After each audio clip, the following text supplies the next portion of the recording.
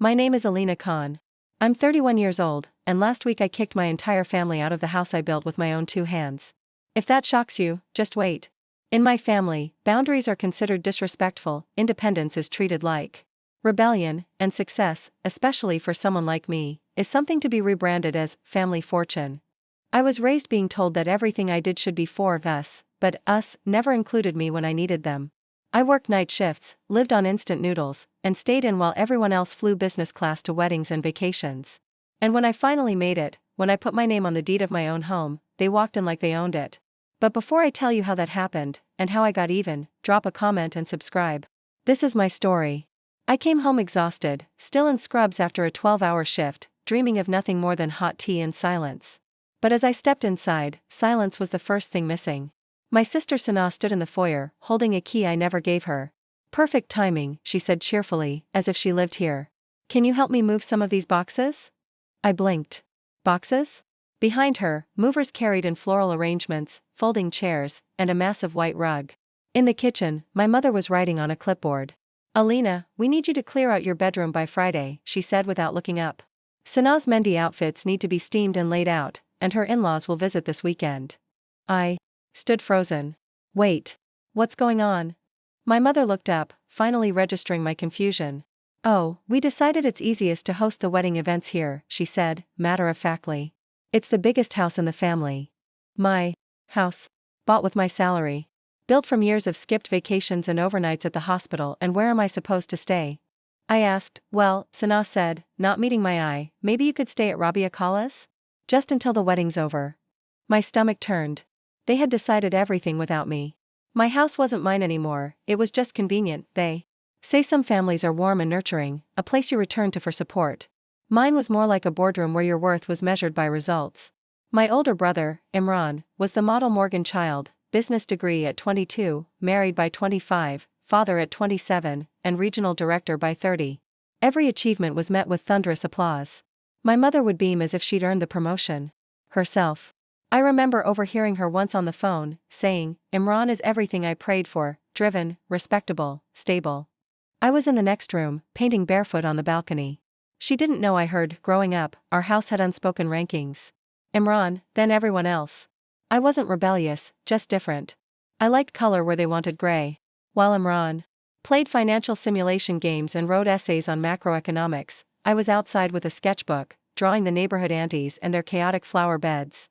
I'd get lost in art the way Imran got lost in numbers, but only one of us was ever praised for it.by 14, I'd won my first regional art competition. My school principal told my mother I had real talent. She smiled politely, then said, she needs to focus on something practical. The certificate went into a drawer. Forgotten. Meanwhile, Imran got a leather briefcase for winning a school debate about property investment. When I turned 18 and told my parents I wanted to pursue art school, the house fell into an eerie silence. My mother's spoon clinked sharply against her teacup. Art? As in, drawing? My father just looked over his glasses and asked, you want to waste your intellect? They sent brochures for accounting programs to my email inbox every week for months. My mother began introducing me at family events as Alina, our creative spirit, just taking some time to explore before real life begins. At a wedding, an aunt smiled at me pityingly and asked, so when do you start a proper degree? I tried not to let it cut. I laughed it off. But inside, I was shrinking. My art became my therapy. While my family discussed Imran's investment portfolio at the dinner table, I sketched them silently. The way my mother's face tightened whenever I said studio. The way Imran's voice took on an edge whenever I spoke about my freelance clients. Once, I made a painting of our family dinner, exaggerated, almost caricatured. My mother saw it by accident and frowned. That's harsh, she said. Are we really so cold? I wanted to say yes. But I didn't. In my 20s, I worked side jobs to pay for studio space. Sold small portraits. Painted murals in local cafes. And still, the narrative at home was that I was finding myself. Imran was launching property ventures, making headlines in finance blogs. My mother kept laminated copies in her drawer. Every time I came home, which was rare, I felt like a foreigner in my own family. My bedroom had been turned into a guest room with beige walls and no trace of me. My mother would still call Imran's room, even though he hadn't lived there in years. At family dinners, they'd ask me how my hobby was going. Or suggest I should help Imran with his branding, as if my entire skill set existed only to support his legacy. Once, when I was struggling financially, I asked my parents if I could move back temporarily. Just for a few months, to catch my breath. My father said, "We don't want you to get too comfortable, it might delay your career maturity." Imran offered his basement apartment. But not for free. He said, "You can paint there, sure. But I'd expect a cut of anything you sell." I declined. It was that moment, standing outside their house with my suitcase, that I decided I would make it on my own. Not because I didn't love them, but because I couldn't keep shrinking just to fit into their version of success. Over the next 2 years, I poured everything into my work. I taught kids workshops, took commissions for local magazines, started building an online presence, slowly, quietly. One of my pieces, a portrait series of working-class women, went semi-viral. A well-known gallery reached out. The day I signed my first exhibition contract, I cried for hours. Not out of joy, out of grief. Because the first thing I thought was, they're not going to care. And I was right. When I called to share the news, my mother said, "That's nice, Beta. Imran just bought a second property. Isn't that amazing?" So I stopped trying to tell them. I let them believe whatever they wanted. That I was drifting, lost, unrooted. While in reality, I was building something sacred, a career, a reputation, a name that belonged to me. The irony? When I finally had enough to buy a small house, a fixer-upper I renovated with sweat and scraped savings, they acted proud. Not because of what I had done, but because they could now say, "Alina owns property too." Like that made it valid. And then came the wedding. My sister Sana, the youngest, announced her engagement with great fanfare.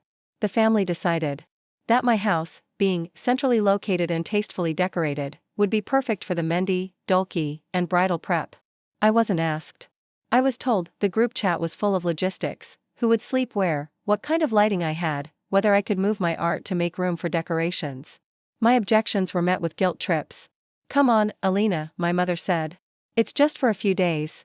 You're the most free one right now. We all have jobs and kids." Imran added, "Think of it as your contribution." Contribution. As if the roof over my head wasn't something I'd bled for. As if my boundaries were optional. I agreed. But something inside me cracked. This wasn't about family anymore, it was about control. The same control they'd exercised my whole life. They saw my space as theirs. My time as theirs.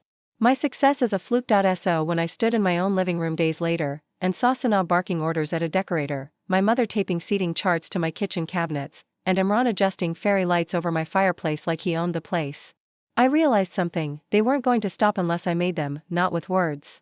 With actions. It was my grandfather's 80th birthday, a grand affair at the family estate that looked more like a political fundraiser than a celebration of life. Polished marble floors, imported orchids, waitstaff in tuxedos, everything was designed to reflect legacy, wealth, and tradition. I had arrived early, wearing a navy blue jumpsuit I had designed and stitched myself. I felt confident, even hopeful. Maybe today would be different. Maybe today, they'd see me. The guests trickled in: business partners, second cousins, old college friends of my uncle's, all dressed in muted tones of power and propriety. My art, as always, had no place here. I offered to create a custom piece for Dada's birthday gift, a portrait inspired by his childhood photos, but my mother had quickly declined. "We're commissioning something more timeless," she'd said. "A painting by a real artist." The comment had stung. But I said nothing. As the evening wore on, the family gathered in the grand hall for speeches. My uncle Imran went first, delivering a polished tribute laced with investment jokes and stories about how Dada taught him to buy low, sell high. The crowd chuckled politely. My aunt followed with a sentimental note about how Dada made the best tea and gave the wisest advice. My mother gave a short, poised speech, her eyes shimmering with restrained pride. Then Dada stood up. He was weaker now, thinner than I remembered, but the room still quieted with respect as he took the microphone. 80 years, he began. Not bad for a man who came to this country with a briefcase and a dream. The room erupted in applause. He nodded, gesturing for silence. I built a company, a family, a name. And when I look at my grandchildren, I see the continuation of that legacy. I felt a flicker of hope. Maybe he would mention me. He began listing names, praising degrees, promotions, marriages. When he spoke of Imran, he said, "A born leader. He will carry the Morgan name far." For my cousin Sarah, compassionate, grounded, a true Morgan heart. One by one, he named them. Until finally, and Layla, my breath caught. He looked at me, his eyes pausing, searching, then his tone changed. "Layla is still exploring her path. A dreamer. Creative, yes. But, he smiled, but it was the kind meant to soften a blow. We hope she finds her direction soon. The words hung in the air like a stain on white linen. Polite laughter followed, not cruel, but pitiful. Someone clapped awkwardly. My mother glanced down at her glass. My father didn't look at me at all. My face burned. I smiled tightly and nodded, because what else could I do? Stand up and announce, actually, I've sold out 3 galleries this year? That I had more followers on social media than their firms had clients? That my work, my art, paid my rent, but no. I was just the dreamer. The drifting one. The disappointment in a nice outfit. After the speeches, I stepped out into the garden, away from the chatter. The fairy lights cast soft shadows over the lawn, and somewhere, a string quartet played a slow instrumental piece. I stared out at the hedges, breathing slowly, trying not to cry out. A voice behind me said, "Tough room tonight, huh?" It was my younger cousin Adil. He offered me a glass of sparkling water. That was brutal. I forced a laugh. Parfois de course. They just don't get it, he said. What you do, it's not in their vocabulary. They're wired for resumes, not revolutions. I looked at him sharply, surprised by the insight. He shrugged. I see your work online, you know. It's powerful stuff. For a moment, I almost cried, not from pain, but from relief. From being seen. But the feeling passed quickly. Because even if Adil saw me, the ones who mattered, the ones who had shaped my sense of self, did not. They never had. Later that night, I found my mother in the kitchen, rearranging platters. You didn't have to laugh, I said quietly. She turned. At what? When Dada said I was just a dreamer. She hesitated. He didn't mean it. As an insult. But you didn't defend me. She sighed. Layla, this is not about defending. Your grandfather has his way of seeing the world. And you? She wiped her hands on a linen napkin. I want you to be happy. I just don't want you to struggle. I swallowed hard. I'm not struggling. You live in a rental. You don't have a steady income. I own every hour of my day, I said, my voice rising. I wake up and create things that didn't exist before. That means something. My mother looked at me, eyes tired. It's just, not the Morgan way. There it was. The box. The standard. The invisible wall I'd been slamming into my whole life. I didn't argue. I just left. I in the car, parked outside the estate gates. I sat in silence. My phone buzzed.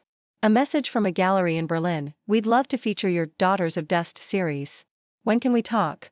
I stared at the message for a long time, then I started typing. Not a reply, but a plan. The wound was fresh. Raw. But it was also fuel. They wanted me to have direction. I'd give them one dot and it would lead exactly where. They never thought I could go. 2 weeks after the birthday dinner, Layla lost her job. It wasn't glamorous, just a part-time studio assistant gig at a boutique art space that paid her enough to cover groceries and keep her phone bill afloat. But it was hers. It made her feel useful. Connected. Grounded in the creative world she belonged to. The email was short. Due to financial constraints, we regretfully have to let you go. This is not a reflection of your performance. Thank you. For your time. She stared at the screen, numb. Then she exhaled through her teeth, clicked the red X, and sat back. Outside, traffic groaned past her apartment window. A cat stretched lazily on the sill. The world moved on, indifferent. Her landlord had already been patient with her once. But she knew she had no buffer this time. No soft landing. Her savings were nearly gone. She had sold a few paintings in the past months, but nothing consistent. Her art was starting to feel like a ghost, present in her mind but invisible in her hands. Within a week, she was out. She packed her belongings, mostly art supplies, notebooks, a kettle, and a mattress, into 2 suitcases and a plastic storage box. The rest she gave away or left behind. The new place was a 1-room flat in a crumbling building tucked behind a laundromat. It had peeling paint, a single window, and the smell of rusted water pipes. But it was cheap. And hers. The first night, she sat on the floor in silence, surrounded by the echo of her own choices. No job. No income. No family to lean on. After the dinner, she hadn't answered any calls. Her mother had left 2 voicemails, one polite, one laced with frustration. You're being dramatic, Layla. Come home. We can talk. But Layla didn't want to talk.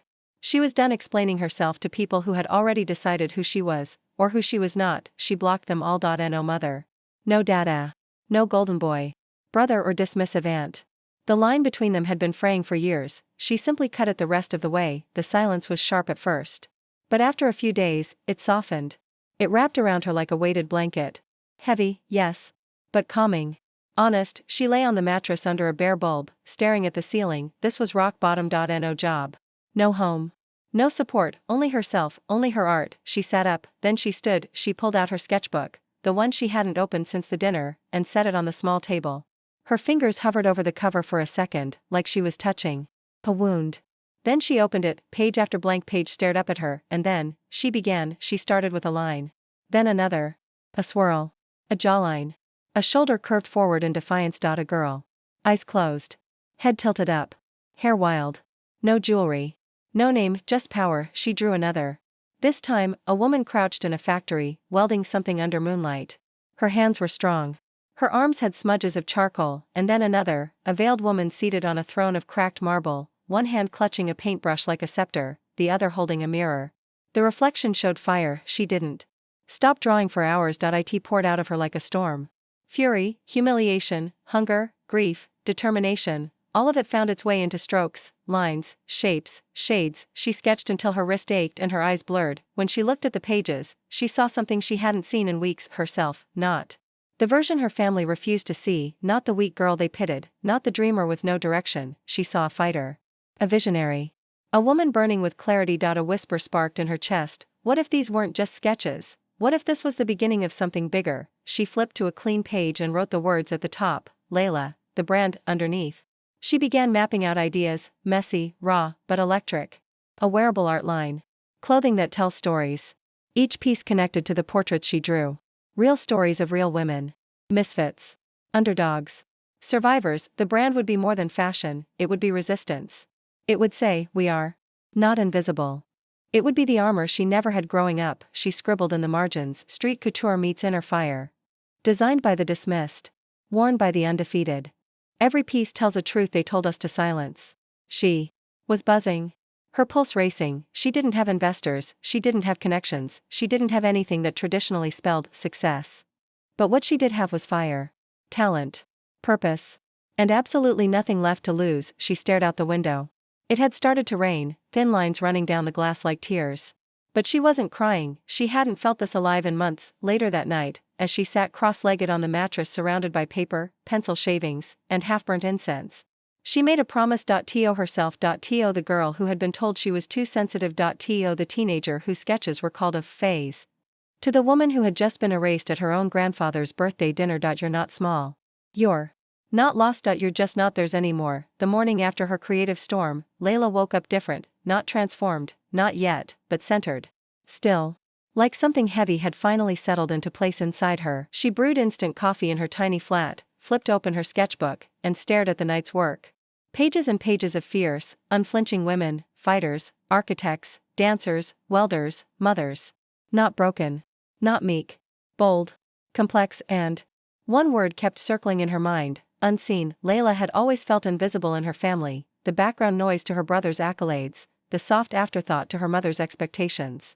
Even her father, with his gentle smiles, never fought for her voice at the table. But maybe that invisibility had a use now. She could move in silence. Create without permission. Build without applause. She wouldn't ask them to see her anymore. She would create a world where women like her were unignorable. She opened her laptop and bought a domain name, unseen.studio. She chose a pseudonym for the site's creator, L. Ryan. Ryan, meaning Gates of Paradise. A name with strength and softness both. Not quite anonymous, but far enough from Layla Rahman to keep her identity safely tucked away. She wasn't hiding, she was protecting the seed of something sacred. For weeks, she lived like a shadow, moving between shifts at a local bookstore, working late into the night designing her collection. She sourced plain clothing from ethical blank suppliers and used her sketches as heat-pressed prints. Each piece came with a handwritten tag, a quote, a one-line story, a quiet war cry. She couldn't afford to hire a model, so she used herself. With a timer camera and sheets pinned to the wall, she posed in dim light, half her face always obscured. The brand aesthetic was intentional: grayscale tones, raw fabrics, defiant eyes, brushstrokes across the chest like war paint. Unpolished. Untamed. Undeniable. She launched the site on a Sunday. No fanfare. No announcements. Just a post from @unseen.studio on Instagram with a caption, "This isn't fashion. It's survival." She thought maybe her best friend Maya would buy something. Maybe a few strangers. She told herself 10 orders in the first month would be a win. She got 22 in the first 3 days. By the end of the first week, the number had doubled. They weren't just buying, they were sharing. Women were tagging @unseen.studio in stories, standing tall in alleyways and tiny apartments, wearing shirts that said things like, "I was not built to disappear." "Soft is not weak." "Daughters of fire don't ask for light." The comment sections flooded, "Whoever's behind this gets it." Finally. Something that speaks for us. Not just clothes, this feels like armor. Layla sat in her flat at midnight, watching as her follower count ticked upward like a heartbeat. She didn't post selfies. She didn't do founder videos. She let the work speak, and the work? It roared when the first influencer, a queer Pakistani artist named Zoya, shared a story in one of Layla's jackets with the caption, "For the first time, I feel seen." Sales exploded, she cried that night. Not because of the numbers, but because someone had felt seen. That had always been the dream, even when she couldn't name it. With each order she packed, each name she handwrote, she stitched her own worth back together. Slowly. Quietly. No one from her family knew, and that felt perfect. Her brother posted a new job promotion on LinkedIn. Her mother sent another, "Hope you're okay," text she didn't reply to. Her father's birthday came and went. None of them knew that Layla, the dreamer, the disappointment, was running a rising fashion collective that had been reposted by two celebrities and featured on a feminist art blog with the headline, "Unseen Studio is the voice of a silenced generation." They didn't need to know, not yet. Layla's small room was now a studio. The mattress was pushed into a corner, and the walls were lined with folded inventory, thread, and garment racks. Her savings had slowly begun to return, and for the first time, they weren't a gift or a favor. She was building a life on her own terms, but it wasn't without struggle. There were returns, missed shipments, nights she questioned the point of it all, days when imposter syndrome whispered, "You're just playing dress up. Who do you think you are?" But then she'd get a message from a girl in Lebanon or a woman in Detroit, "Your words gave me courage. I wore your hoodie to my divorce hearing. Thank you for reminding me I'm not alone." This wasn't just business. It was reclamation. Layla kept her face hidden, not because she was afraid, but because she wanted anyone to see themselves in the clothes. It wasn't about fame. It was about reflection, and yet, with every milestone, a part of her began to wonder, will I always have to hide? Will I ever be able to show the world who I really am? But that moment wasn't for now. Now was for building a brick by quiet brick, alone, but no longer unseen. Layla sat on the floor of her flat, surrounded by orders that wouldn't fit in her shelves anymore. Hoodie after hoodie, box after box. Unseen had outgrown her apartment. What started with sketches and midnight printing runs was now something else entirely. Something bigger. She looked around at the walls once covered in taped up inspiration quotes and fabric samples. They were now filled with invoices, supplier contacts, and shipping zones. Her hands were covered in ink and tape burns. But for the first time in her life, the chaos felt earned. Her phone buzzed. Investor call, 12:30 p.m. "Maya, you ready to charm them?" Smirking face. Layla smiled. She didn't feel charming. She felt exhausted, but driven. Her friend Maya had helped her connect with a few ethical fashion investors, quietly, under NDAs, still under the name L. Ryan. No one, except Maya, knew that. The quiet girl with the studio in a shoebox apartment was the force behind the brand now going viral for giving voice to the overlooked. The investors loved what they saw: strong engagement, explosive organic growth, and a bold brand voice that spoke to something deeper than trends. What they didn't expect was her. At 12:30, she appeared in the Zoom call, plain black tee, sleek ponytail, simple background. Professional, calm, and direct. "Thank you for your time," she began. Unseen isn't about seasonal drops. It's about culture. It's about making women feel powerful when the world tries to reduce them. She showed them her numbers. High conversion rates, repeat customer stats, social virality. But more than that, she told them about impact. People aren't just buying hoodies, she said. They're buying permission to be loud.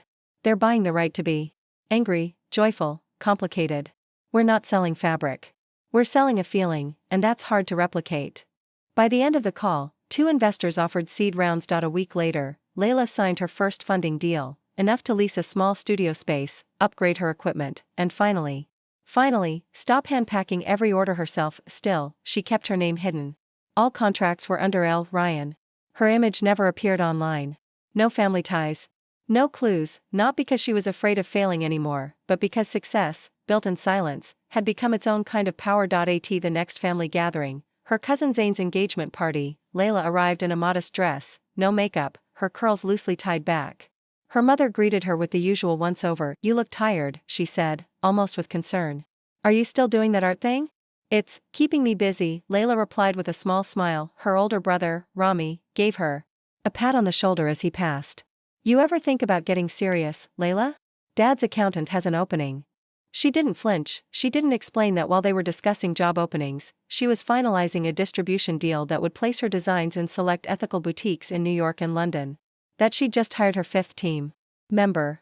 That her anonymous TEDx talk, given through voiceover with her art visuals, had just hit 1.2 million views. No. She just sipped her tea, offered polite nods, and sat quietly while the family discussed real estate and business deals around her. Let them think she was invisible, let them underestimate her. Every dismissal was more fuel. At the new studio, a sunlit space in a converted warehouse near the river, she began to build the team that would scale unseen into a movement. There was Aman, a production coordinator who had fled the corporate world in search of meaningful work. Zoe, a graphic designer with a background in protest art.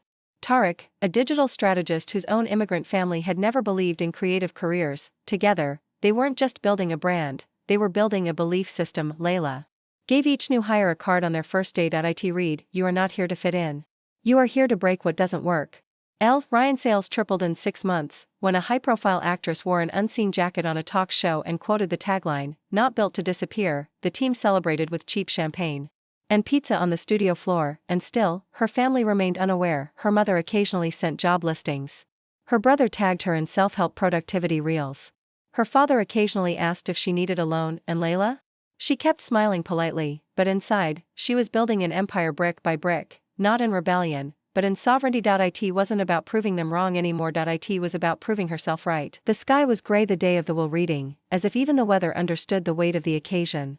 Layla sat in the corner of the ornate study, surrounded by mahogany shelves stacked with first-edition books her grandfather used to read to her from when no one else noticed she existed. The room was full, her mother in her signature pearls, her father stiff in a navy pinstripe suit, Rami postured confidently near the fireplace, and every other family member dressed in various shades of quiet expectation. Grandfather's passing had left a quiet ache in her chest, not because he had ever openly defended her, but because he saw her.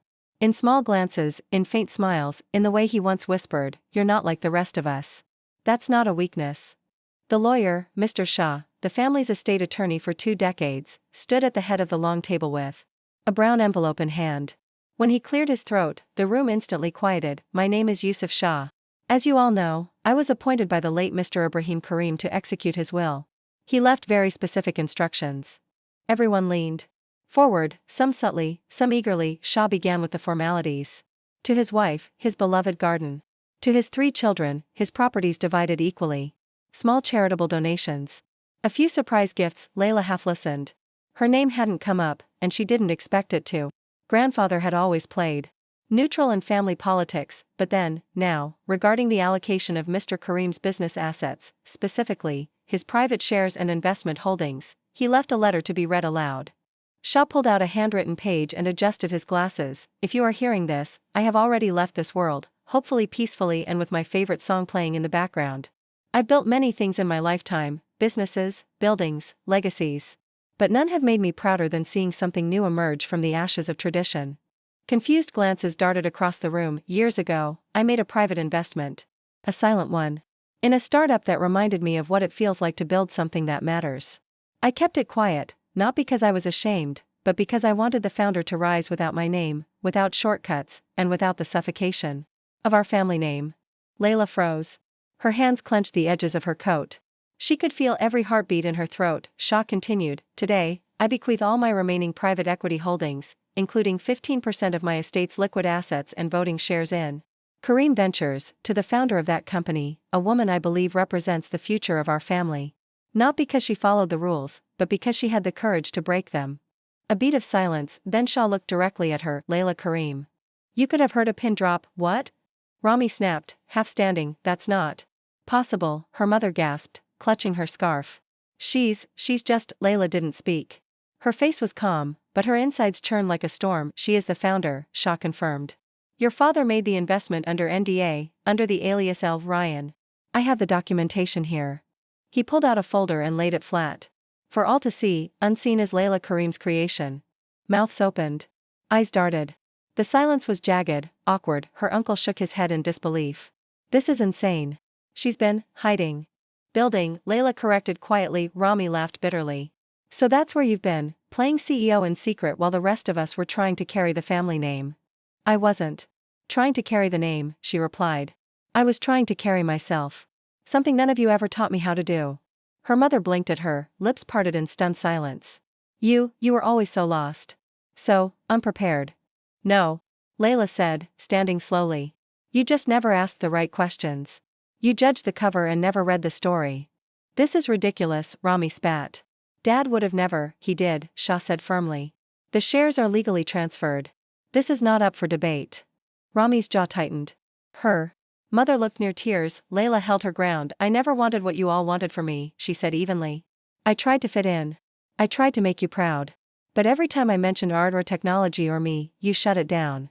No one shut you down, her mother said, her voice rising. You did, Layla cut in. With every eye roll. Every concerned conversation.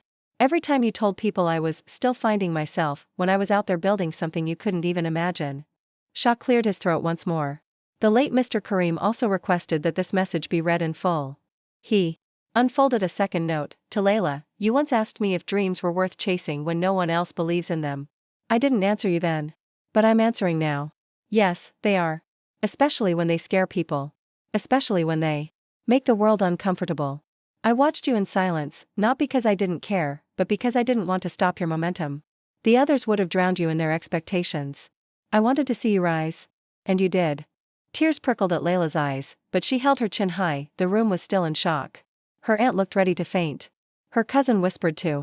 Another cousin, she really is the founder? I bought one of those jackets, but Layla wasn't looking at them anymore. She looked at the window. At the gray sky finally cracking open with sunlight. She had spent so long waiting for a seat at the table. She didn't need it anymore. She'd built her own. The lawyer's final words still hung in the air like the echo of a bell struck too hard. No one moved. The ornate study, once a throne room of Karim family tradition, had transformed into a battlefield of disbelief. Layla stood quietly, the magazine with her face on it still resting beside the folder of legal documents. She hadn't sat back down. She wasn't sure she ever would again, not in this room, not in this family, not in the same way. Rami broke the silence first. This is a joke, he said, voice sharp, forced. A PR stunt. This whole thing, it's an illusion. No, Rami, the lawyer said, calmly tapping the folder. It's legal. And it's binding. You don't just become someone overnight, her mother said, looking at Layla. Like a stranger. You don't just bypass all of this. She motioned to the room, the family, the legacy. I didn't become someone overnight, Layla replied, her voice even but laced with quiet steel. You just never noticed who I already was. Her mother opened her mouth, but no words came. Layla took a slow step forward, her heels echoing lightly across the polished wood floor. All my life, she began, scanning their faces, you told me I was almost enough. Almost focused. Almost driven. Almost something to be proud of. But never quite. Not like Rami. Not like the sons, or the investors, or the Ivy League degrees. She turned to her uncle. You laughed at my art shows. Called them colorful tantrums. To her aunt. You said a woman's value is in her ability to support her husband's legacy. And then to her mother. You called me a dreamer. Not with love, but as a warning. Her mother's eyes glistened. Whether it was shame or anger, Layla didn't care anymore. But here's the thing, Layla continued. You don't get to mock the journey and then demand a seat at the destination. Rami scoffed. Oh please, save the TED Talk. You think just because you have money now, you're above us? No, she said. I think I'm finally beside you, which is what you were afraid of all along. She stepped closer to the family crest hanging over the fireplace, the gilded symbol they'd all grown up revering like scripture. Grandfather knew, she said. He saw through the performance. Through the obsession with maintaining appearances. He saw what I was building and chose to invest, not just with money, but with belief. And none of you knew, because you were too busy managing perception. To recognize innovation. Her uncle stepped forward, voice trembling. But shares? Voting power? This changes everything. I know, Layla said simply. You could dismantle everything we've built, or improve it. She cut in. Rami's eyes narrowed. Don't pretend you care about this family's future. Layla gave a sad smile. I care more than you think. That's why I worked in silence. That's why I didn't burn it all down when I could have. But I won't play by your rules just to be let in. Those days are over. Her cousin Maha, always the quiet one, spoke for the first time. But why didn't you tell anyone? Why didn't you say you were struggling, or that you were building something so big? Because I wasn't building it for you, Layla replied gently. I was building it for every version of me who was told to be smaller, quieter, easier to digest. The room shifted. A slow, dawning discomfort took root in their eyes. Some of them, for the first time, looked inward. Her mother sat down, heavily. I just didn't know you were in pain. I know, Layla said, her voice soft. Now. You never asked. A long pause. I'm not here for revenge, she continued. I'm here to draw a line. I'll be at board meetings. I'll vote. I'll lead. And I'll do it without screaming, begging, or explaining myself every step of the way. Her voice never rose. But the weight of her words stilled the room more effectively than shouting ever could. I don't need your congratulations, she added. Or your approval. I needed that once. I don't anymore. She picked up the magazine. Turned toward the door. That little girl you ignored at family dinners? She owns 15% of your future now. Shaw gave her a respectful nod as she walked past. At the threshold, she paused, not for drama, but for closure. I'll see you at the quarterly review, she said, with the ghost of a smile. Try to be on time. And then she left. Not with defiance, not with bitterness, but with freedom. Outside, the sun had finally broken fully through the clouds, casting long golden light across the marble walkway. Layla didn't look back, because for the first time in her life, she didn't have to. The elevator doors opened with a soft chime, revealing the top floor of Layla's headquarters. Her headquarters, glass walls surrounded the space, offering a panoramic view of the city skyline bathed in morning light. The office was modern, minimalist, filled with natural wood and soft textures. A quiet sanctuary of vision and resolve. She stepped out, heels clicking softly on the polished floor. As she walked through the open workspace, her employees greeted her with quiet smiles and nods, respectful, warm. No one rushed to impress her. No one doubted her place anymore. The company had grown. Departments hummed with life. Conference rooms hosted passionate debates. The art department, her favorite, displayed fresh concepts on giant storyboards. There were reminders everywhere that her vision had taken root, not just in code or contracts, but in people. She paused at a framed photograph hung discreetly in the hallway. It was a team photo, the original 5. Layla, still anonymous then, standing beside the engineers and designers who had believed in her before the headlines. Before the legacy claims. Before the world knew her name. She smiled. It wasn't a nostalgic smile, or a performative one. It was the smile of someone who had traveled 1,000 invisible miles, and survived. Her assistant approached. The board reports are on your desk. Investors are thrilled with the latest adoption stats. And, she hesitated, your mother called. She said no pressure, but she'd love to have lunch, just the two of you. Layla nodded, thoughtful. Tell her I'll call her this weekend. As the assistant walked away, Layla continued toward her office, the corner suite her family had once assumed she'd never deserve. The irony wasn't lost on her. But neither was the growth. She didn't need to gloat. She didn't need to prove anything anymore. Her office door slid open. Silently. The room was filled with sunlight and quiet. On her desk sat a single object, a leather-bound journal. Not a planner. A relic from her early days when she'd write sketches, business ideas, and little quotes that kept her going. She opened it to the first page. Someday they'll know. That's all it said. 3 words, written in rushed pen during her loneliest nights in the one-room flat. Nights when ramen was a luxury, and self-doubt was louder than ambition. She had written that sentence not with arrogance, but with hope. With grit. With something deeper than belief, something ancestral, maybe. Something unkillable. Layla ran her fingers over the page, then gently closed the book. She walked to the window, arms folded, and looked out over the city. Her city. It wasn't about the skyscrapers or the millions in revenue or even the title of CEO. It was about the woman she had become. The one who no longer asked for permission to exist as herself. She thought of her grandfather, the only one who had believed in her without saying much. She remembered the night she told him the truth, the week before his health had turned. How he'd listened, nodded, and then said, simply, do it your way. The world needs more of that. She had, and now, as her reflection stared back at her from the window, confident, composed, completely unhidden, Layla realized something. She didn't just survive her family's expectations. She rewrote them, not with revenge. Not with rage. But with quiet power, built brick by brick in the shadows until the whole world had no choice but to see her. And now that they did? She wasn't asking for applause, she was building even more. My name is Layla.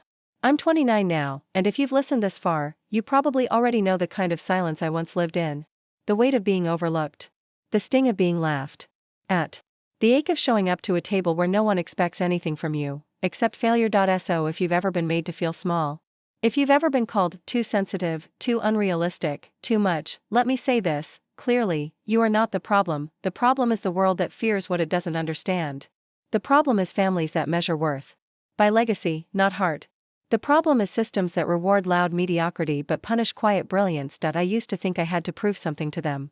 That if I just succeeded loud enough, they'd see me differently, love me differently. But here's the truth, you don't have to prove yourself to them, not your parents. Not your ex. Not the boss who overlooked you. Not the friend who only calls when they need something. You prove yourself to yourself. That's all. When I was sleeping on a mattress on the floor, sketching business ideas by the glow of my phone screen, no one clapped. No one believed. No one cared, and that was a gift, because I learned to clap for myself. I learned to believe, even when I had no reason to. I learned that building in silence is not weakness, it's strength. Now, the people who doubted me quote my name in boardrooms. The ones who called me too emotional want to be part of my company's vision. The family who said I was chasing a fantasy now brags about me at fundraisers. But this story? It's not about revenge. It's about rebirth. If you're still in your silent season, still building, still crying in secret, still doubting, let me tell you something from the other side, you are not alone. One day, your work will speak louder than any apology ever could. So don't shrink. Don't rush. Don't explain yourself to people committed to misunderstanding you. Build. Heal. Create. Stay private until it's time to be undeniable, and when that day comes, stand tall. Speak softly. And smile, not for them, but for you, because you didn't need their permission to begin with, you just needed time to become exactly who you were always meant to be.